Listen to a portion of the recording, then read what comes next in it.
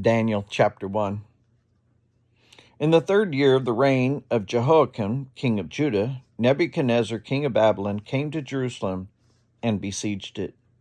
And the Lord delivered Jehoiakim, king of Judah, into his hand, along with some of the articles from the temple of God. These he carried off to the temple of his God in Babylonia, and put in the treasure house of his God.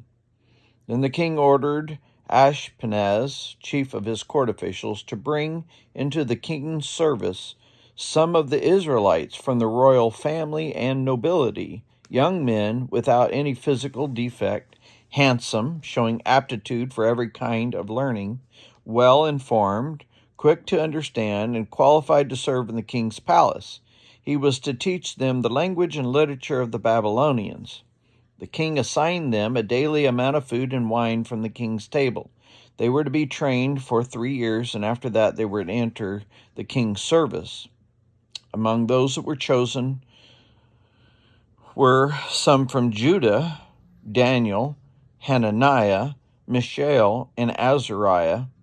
The chief official gave them new names: to Daniel the name of Belteshazzar, Hananiah Shadrach, to Mishael Meshach, and to Azariah Abednego.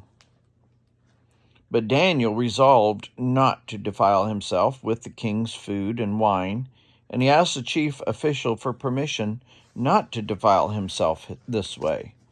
Now God had caused the official to show favor and compassion to Daniel, but the official told Daniel, "I am afraid of my lord the king, who has assigned your food and drink. Why should he see you looking worse than the other men in your age? The king would then have my head because of you."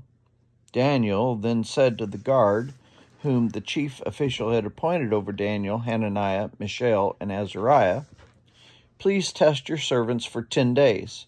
Give us nothing but vegetables to eat and water to drink. Then compare our appearance with that of the young men who eat the royal food, and treat your servants in accordance to what you see." So he agreed to this and tested them for 10 days. At the end of 10 days, they looked healthier and better nourished than any of the young men who eat the royal food. So the guard took away their choice food and the wine they were to drink, and gave them vegetables instead. To these 4 young men God gave the knowledge and understanding of all kinds of literature and learning, and Daniel could understand visions and dreams of all kinds. At the end of the time set by the king to bring them into his service, the chief official presented them to Nebuchadnezzar. The king talked with them, and he found none equal to Daniel, Hananiah, Mishael, and Azariah, and so they entered the king's service. In every matter of wisdom and understanding about which the king questioned him, he found them 10 times better than all the magicians and enchanters in his whole kingdom. And Daniel remained there until the 1st year of King Cyrus.